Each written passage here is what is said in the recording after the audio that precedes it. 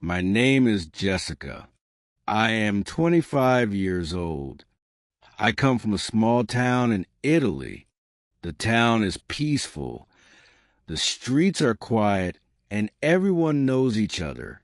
It is a nice place, but I always feel like there is more. I dream of something bigger, something exciting. I want to leave my small town and see the world. I want to travel and learn new things. My biggest dream is to go to London. I have always imagined what it would be like to walk down the busy streets, visit famous places like Big Ben and the Tower of London, and hear people speaking English all around me. I picture myself in a classroom, learning English with students from all over the world. London seems like the perfect place for me to grow.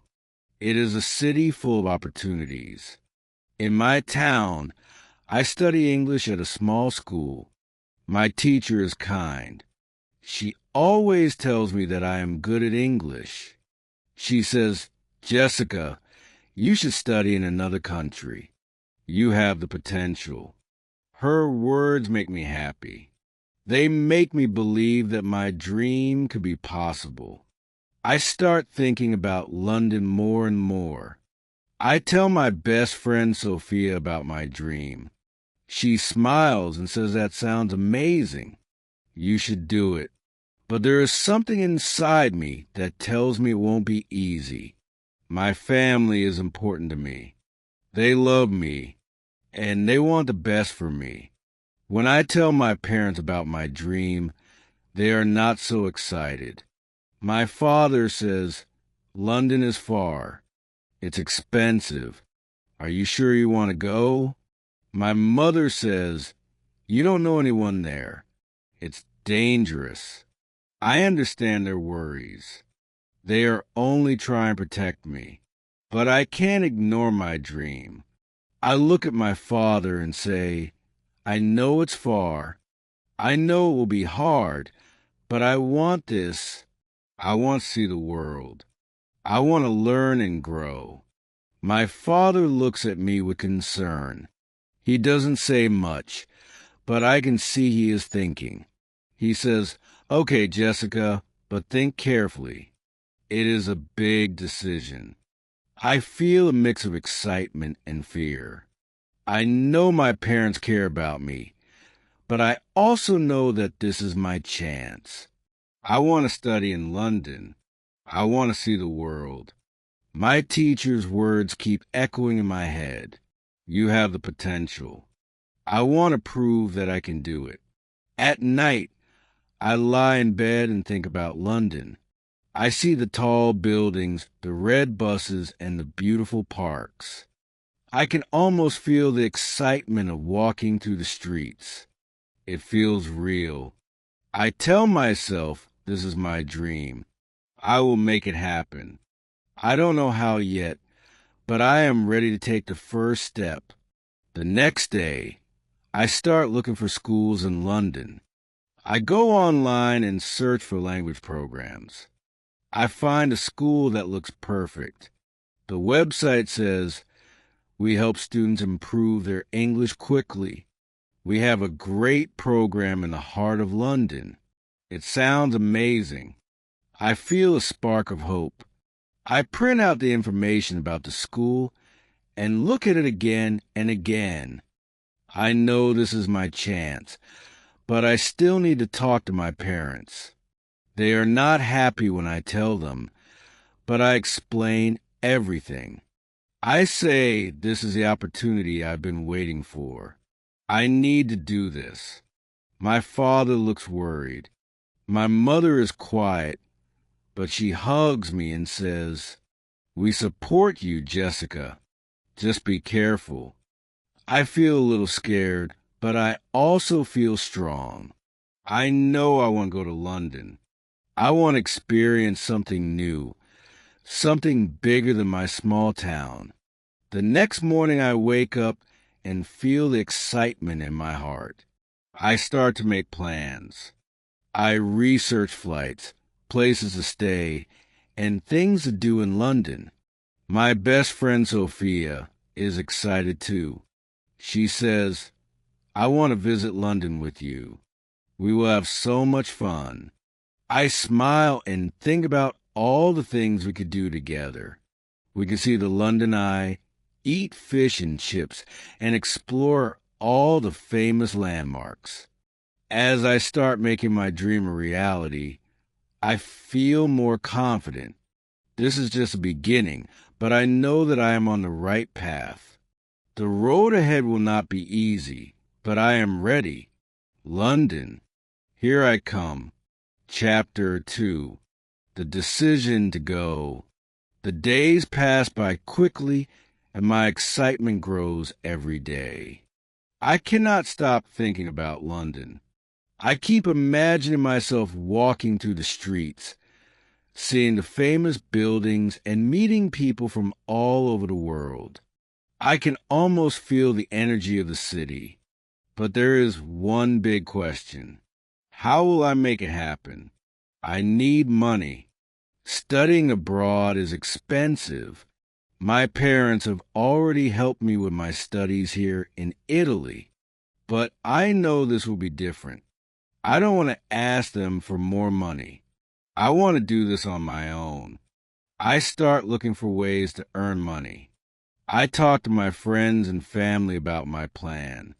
Everyone is supportive, but they also remind me that I have to be careful. My father still looks worried when we talk about it.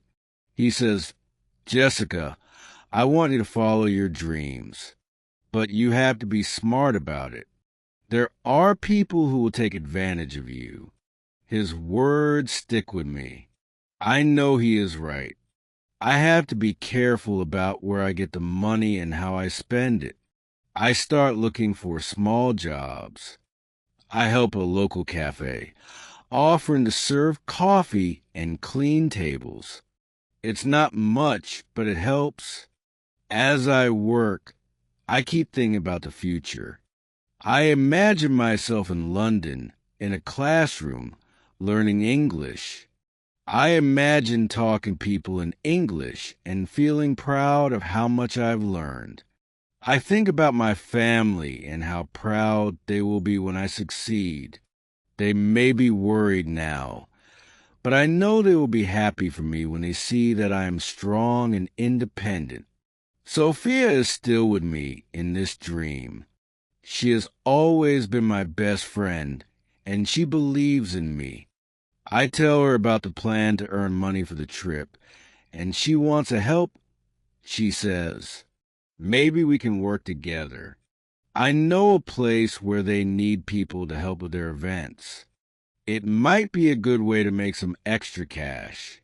I am so grateful to have friends who support me.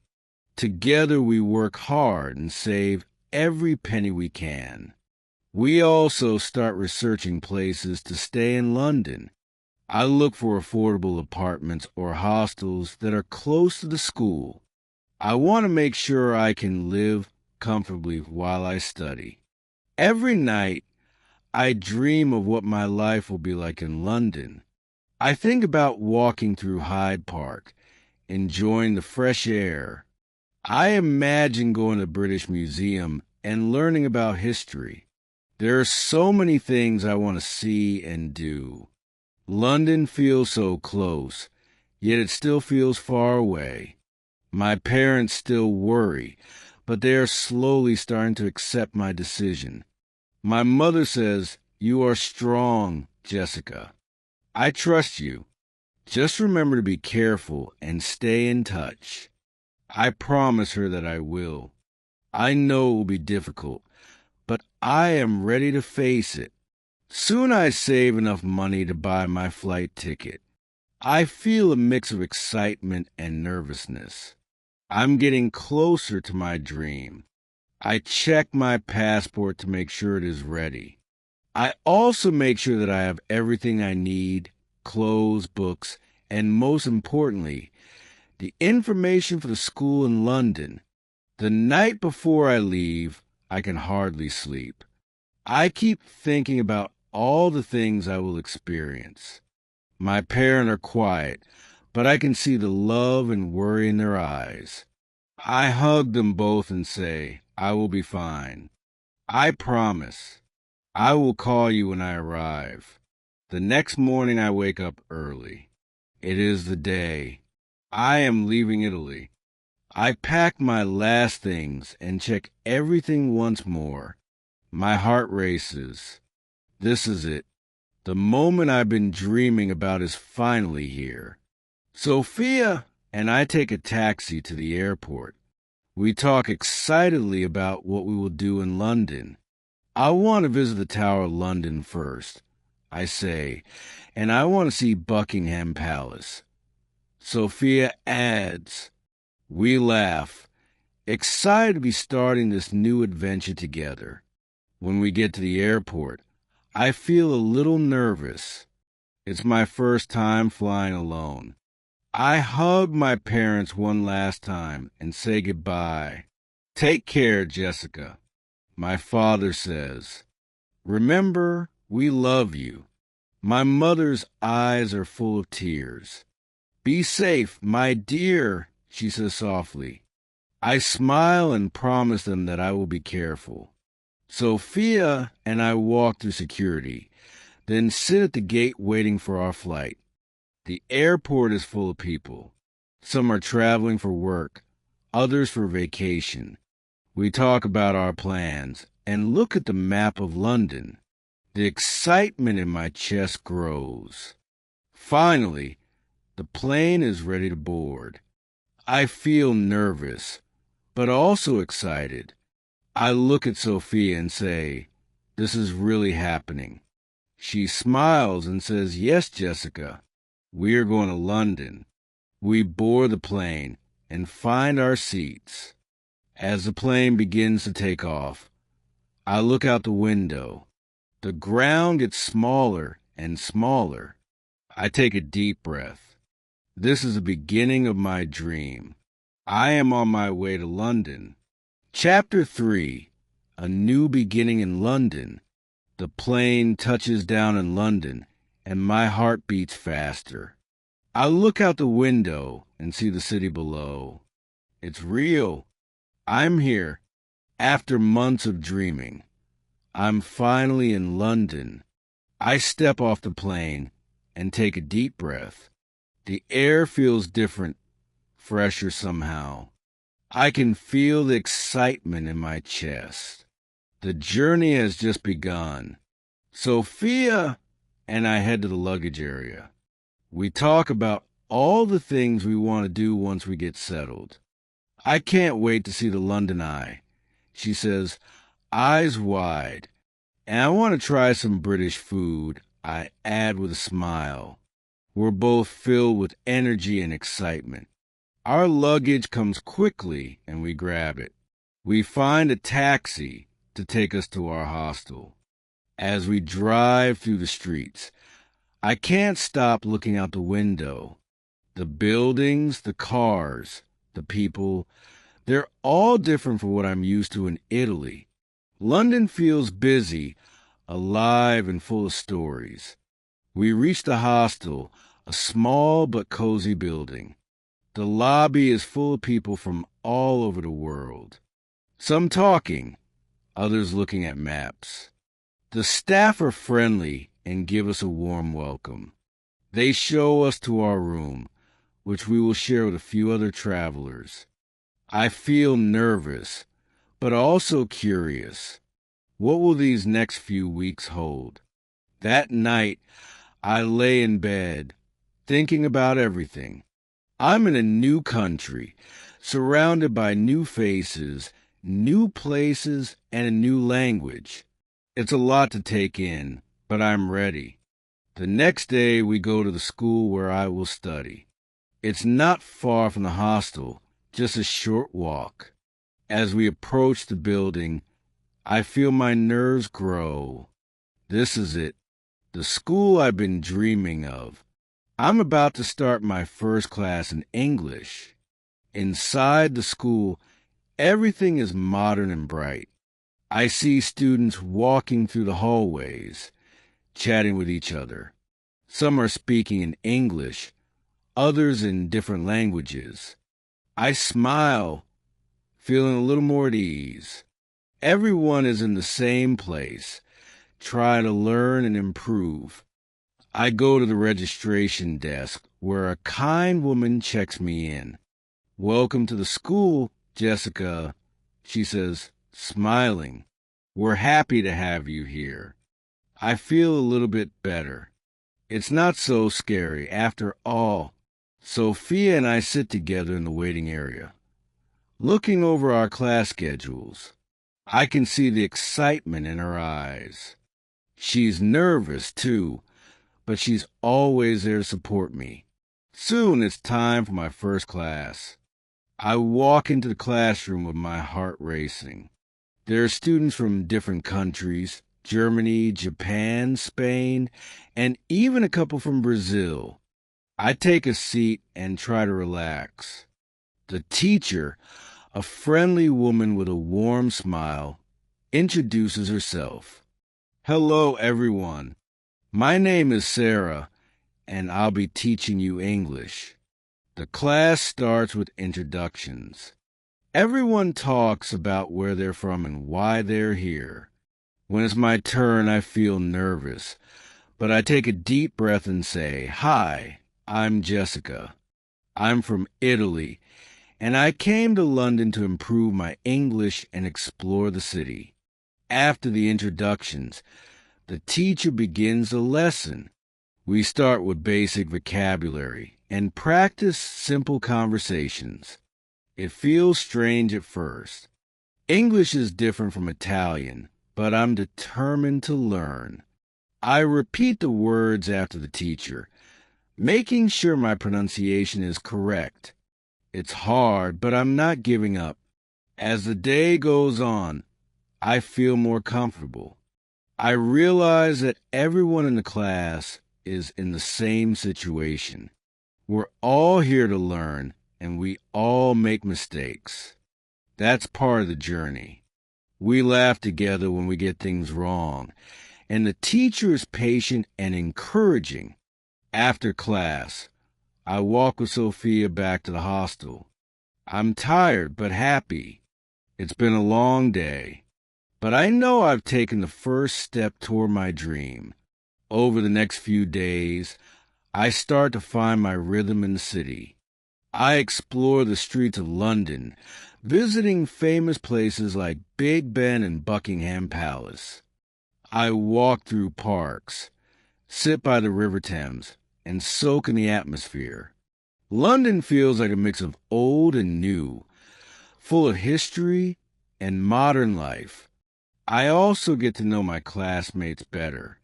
We spend time together after school, talking about our countries and cultures. I learn about their lives and share stories about Italy. It's amazing how different we all are, but also how similar. We all have the same goal, to learn and grow. I try to speak English as much as I can, even when I make mistakes. It's not easy, but I'm learning. I know it will take time, but I'm ready. Every day, I improve just a little bit more. One afternoon, after a long walk through the city, I stop at a small cafe to rest. I order a cup of tea and sit by the window. As I sip my drink, I reflect on how far I've come. Just a few days ago, I was nervous about everything. Now I feel more at home.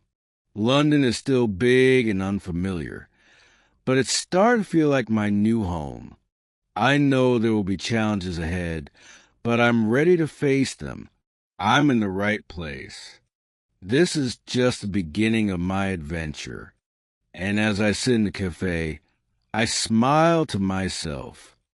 I've taken the first step, and the journey has only just begun. Chapter 4, Discovering the Magic of London. The sun is shining bright as I step outside the hostel. London feels different today. I feel like I've already learned so much about the city, but there's still so much to see. The excitement builds up in my chest. It's another day to explore. Sophia and I decide to visit a museum today. We've heard about the British Museum and its incredible collection of art and history. We take the underground train, something I'm still getting used to. The trains are fast, and I love watching the city rush by through the windows. When we reach the museum, the building stands tall and impressive.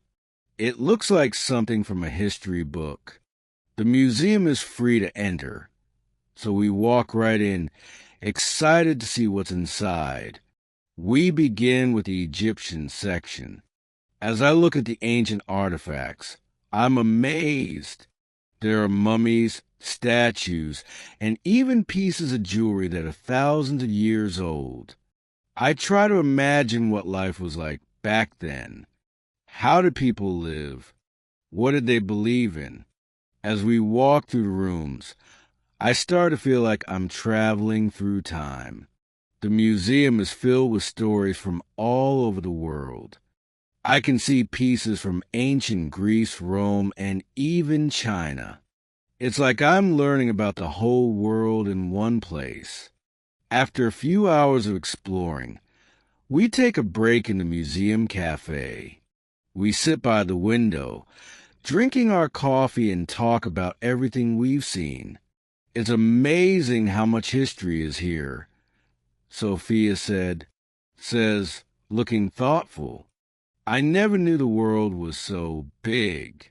I nod, thinking about how much I've learned already in just a few days in London. It's incredible to be in a city that has so much to offer. Later, we decide to walk around a nearby park. It's a peaceful spot with green grass, big trees, and a small pond. There are people sitting on benches, reading books or chatting with friends. Some are walking their dogs, while others are just enjoying the sunshine. It's nice to see how people in London balance the busy city life with moments of calm in nature. We sit on a bench, watching the world go by. I feel happy and relaxed here. It's different from the hustle and bustle of the city, but it's a nice change. Sophia pulls out her map and starts planning our next adventure. Let's go to the Tower of London tomorrow, she says, excited. I nod, happy to have a plan for the next day. But for now, I enjoy the peaceful moments in the park. I think about how far I've come since arriving in London. Just a week ago, I felt nervous and unsure. Now I'm starting to feel more confident. I'm learning new things every day, not just about English, but about the world around me. That evening, we walked back to the hostel, passing by some famous landmarks. We stop in front of Big Ben. It's just as beautiful as I imagined. The clock tower stands tall against the dark sky, and the lights around it shine brightly. I can't believe I'm here in this city, experiencing all of this.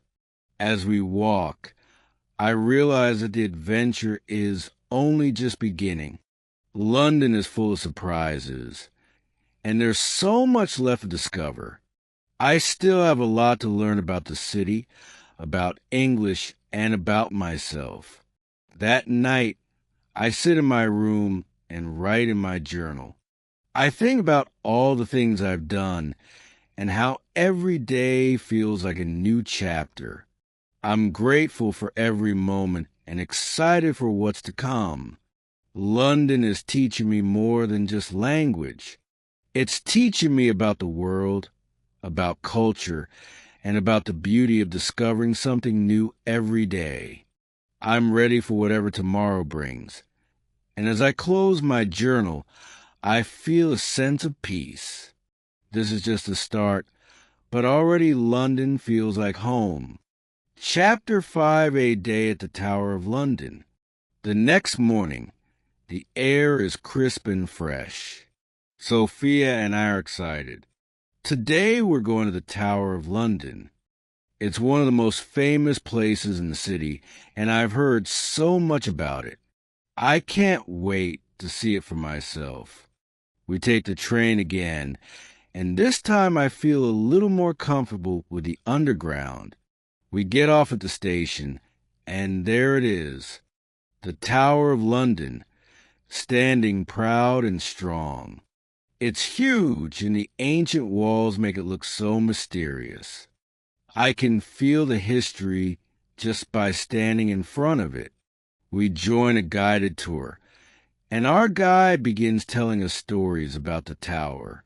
She explains that it has been around for almost 1,000 years. The tower has served many purposes over the centuries. It was a royal palace, a prison, and even a place where kings and queens kept their treasure. I can't believe how much history this place holds. As we walk through the tower, I'm amazed by the old stone walls and the beautiful architecture. There are several buildings inside the tower complex, each with its own story. We visit the White Tower, which is the oldest part. Inside, there are displays of armor and weapons from the past. I can see how kings and knights used to protect themselves in battle. It's like stepping back in time. Next, we head to the Crown Jewels. This part of the tower is where the British royal family keeps its most precious items. The crown jewels are beautiful. There are crowns, swords, and even a huge diamond. I can't stop staring at the sparkling jewels. They're so shiny, and I can only imagine how important they must be. After touring the crown jewels, we walk to the tower where prisoners were once held. The cells are dark and small, and it's hard to imagine what life was like for the people who lived there. I try to picture the prisoners locked away in the cold stone rooms, waiting for their fate. The guide shares some of the stories of famous prisoners like Anne Boleyn, the second wife of King Henry VIII. She was executed at the Tower, and her story is just one of many dark chapters in the Tower's long history. As we continue our tour, I feel like I'm walking to the pages of a history book. There are so many stories to discover. The Tower is like a living museum, with each corner holding a piece of the past. By the time the tour ends, I'm exhausted but happy. We take a break in the Tower's cafe, where we sit and talk about everything we've learned. I didn't know the Tower had so much history. Sophia says, still amazed. It's incredible how many stories are hidden in these walls. I agree. Thinking about how much I've learned in just a few hours. London is full of places like this, where history is everywhere you look. I feel lucky to be here, experiencing it all. Before we leave, we take a few more pictures. I want to remember this moment. As we walk out of the tower, I feel proud to have seen one of London's most famous landmarks. It's one of those moments that remind me why I came to London in the first place, to learn, to explore, and to experience everything the city has to offer. That evening we walk around the area near the tower. The sun is setting and the sky is turning a soft orange. We stop by the River Thames and enjoy the view. The Tower Bridge looks even more beautiful in the golden light. It's hard to believe I'm standing here in this city, learning so much every single day. As we head back to the hostel, I reflect on the day. The Tower of London has taught me a lot. It's not just a tourist attraction. It's a place that connects the past and present. London has a way of making history feel real and alive, and I know there's so much more waiting for me to discover. I can't wait to see what tomorrow brings. Chapter 6. A Visit to Buckingham Palace. The next morning, we decide to visit Buckingham Palace. I've heard a lot about it, and I'm excited to see where the Queen lives. We take the bus, and as we get closer, I can see the Grand Palace in the distance. It's even more beautiful than I imagined. When we arrive, the area is bustling with people. There's a large crowd gathered in front of the palace, all waiting for the changing of the guard. I've seen it on TV before, but seeing it in person is something else. The guard stand so still, their red uniforms bright against the palace's pale stone walls. Their hats are tall and black, and they don't move an inch. It's impressive how serious they look. We stand and watch the ceremony. The guards march in perfect formation, and the sound of their footsteps is so precise. The whole thing feels very royal. It's a tradition that's been happening for hundreds of years, and I can feel the history in the air. After the changing of the guard, we take a walk around the palace grounds. The gardens are stunning, with flowers in full bloom and neatly trimmed hedges. It's hard to believe that this is the same place where royal events happen. I try to imagine what it must be like to live in such a grand building, surrounded by so much beauty and history. We can't go inside Buckingham Palace today, but that's okay. There's so much to see from the outside. I take a lot of photos wanting to remember this moment. The palace looks majestic, and I feel lucky to be standing here. As we walk around, Sophia and I chat about the Queen and what life must be like for her. Can you imagine living here? She asks, looking up at the huge building. It's like a fairy tale. I agree, and we talk about all the royal traditions and ceremonies that take place here. It's amazing to think that so many important events have happened in this very spot after a while. We leave the palace and take a walk through the nearby St. James's Park. The park is peaceful and green, with birds singing in the trees. It's the perfect place to relax after a busy morning. We sit by the lake for a while, watching the ducks swim by. The park feels like a little oasis in the middle of the busy city. As we enjoy the calm, I think about how different this day has been from the last. Buckingham Palace is a symbol of the royal family, and it's so full of tradition. But the park offers a quiet escape from all the hustle and bustle.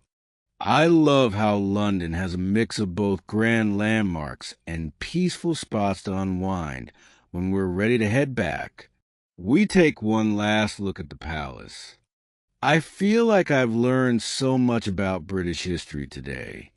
The changing of the guard, the royal traditions, and the beauty of Buckingham Palace. It's all been incredible. London really knows how to make history come alive. We leave the palace behind and head towards the nearest tube station. I feel excited about everything I've seen today, but also curious about what's next. There's so much more to explore in this amazing city. I can't wait to see what tomorrow has in store. Chapter 7. Exploring Covent Garden. Today we head to Covent Garden. I've heard so much about it, and I'm curious to see it for myself. It's known for its lively atmosphere and performers. As we walk through the streets, I can already tell it's going to be a fun place. Covent Garden is full of energy. People are everywhere. Some are shopping while others are just sitting and enjoying the sunshine. The area has so many little shops and cafes, each with its own charm. The buildings are old, with colorful signs and flower boxes hanging from the windows. It feels like a mix of history and modern life. We walk through the main square, and there's a performer singing in the middle. His voice is amazing, and a crowd gathers around him. I can't help but stop and watch. It's impressive how talented these performers are. There's also a juggler near the fountain, showing off his tricks. People cheer and clap as he throws his balls in the air, making it look so easy. We keep walking, and I notice a shop selling handmade jewelry. The designs are beautiful, and I can't resist looking closer. The artist is there talking to a customer about how she makes each piece. It's interesting to learn about her process. I even buy a small bracelet as a souvenir. It's the perfect reminder of this lively, creative place. After exploring the shops, we stop for a coffee at a cozy cafe. The smell of freshly brewed coffee fills the air, and the place is buzzing with conversation. I sip my drink while watching the world go by. It's the kind of place where you could spend hours just people watching and enjoying the vibe. As we sit, I think about how Covent Garden feels different from other parts of London we visited. It's less formal, more relaxed. The mix of street performers, boutique shops, and cafes makes it feel like a place where creativity comes to life. You can feel the artistic energy in the air. We decide to take a look inside the Royal Opera House, which is also here. It's one of London's most famous theaters. We can't go inside today, but we peek through the doors and admire the grand building. I can imagine how stunning it must look during a performance. It's amazing to think that such a historic place is right in the middle of Covent Garden, surrounded by all the hustle and bustle. Before we leave, we check out the Apple Market. It's full of antiques, art, and handmade crafts. It's like a treasure hunt with something new to discover at every stall. I find a small painting of a London ST, and it feels like a perfect piece to take home. The market feels so personal, and I love how unique everything is. As we walk back towards the tube station, I reflect on the day. Covent Garden has been full of surprises. It's a place that feels alive with creativity and history. There's always something happening here, from performances to people sharing their talents. I'm glad we took the time to explore this part of London. We leave with our little treasures in hand and a smile on our faces. Covent Garden is a spot I'll definitely remember, and I can't wait to share what we've seen with everyone back home. Chapter 8, Exploring Soho. Today, we're diving into the heart of Soho. I've heard it's a lively part of London, full of surprises. From the moment we step into the area, it's clear that it lives up to its reputation. The streets are buzzing with people, locals, tourists, everyone. There's so much to see and do here. Soho is famous for its vibrant nightlife, but it's also a great place to explore during the day. The streets are lined with bright signs and quirky shops. Some of the buildings are old, with their brick walls adding to the character of the place. The energy here is different from other parts of London. It feels youthful and creative. We wander through the streets, and I can't help but notice the mix of old and new. Some shops are tiny, tucked away in alleyways, while others are modern and sleek. There are bookstores, record shops, and cafes. We stop at a little cafe with a cozy vibe. The smell of fresh pastries fills the air, and we decide to grab a quick bite. It's the perfect spot to relax and soak in the atmosphere of Soho. After our snack, we keep walking. The area is famous for its theaters, so we decide to check out a few. Some of the theaters have been around for ages, and their history adds so much charm to the streets. There's a feeling of excitement here, like anything could happen. We even spot a few people dressed in costumes, probably on their way to a performance. Soho is also known for its diverse food scene.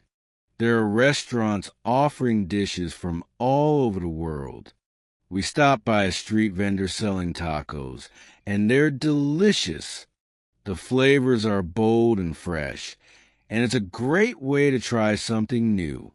As we walk, we notice a mix of cuisines: Italian, Chinese, Indian, and more. It's clear that food is a big part of the culture here. One of the highlights of Soho is its street art. Everywhere you look, there's something painted on the walls. It's like walking through an open-air gallery. Some of the art is playful, while others are more serious, but all of it tells a story. It's amazing how the art brings even more life to this already vibrant neighborhood. We stop at one of the many parks nearby to take a break. The park is small but peaceful, a nice escape from the hustle of the streets. People are sitting on benches, reading books, or just enjoying the sunshine. It's a quiet spot, but you can still hear the city's energy in the background. As we leave the park, we decide to explore a little more. Soho is full of hidden gems, like little boutiques and unique stores. We pop into a vintage shop and find some cool clothes. There's a sense of discovery here, like you never know what you'll find around the next corner. Before we head out, we stop by a bookshop. It's small, but has a great selection of books. I pick up a few postcards as souvenirs. The shop has a cozy, welcoming vibe, and I could spend hours just browsing the shelves. As we make our way back to the station, I can't help but think about how special Soho is. It's a place full of life, history, and creativity. There's always something new to see, whether it's street art, food, or a hidden shop.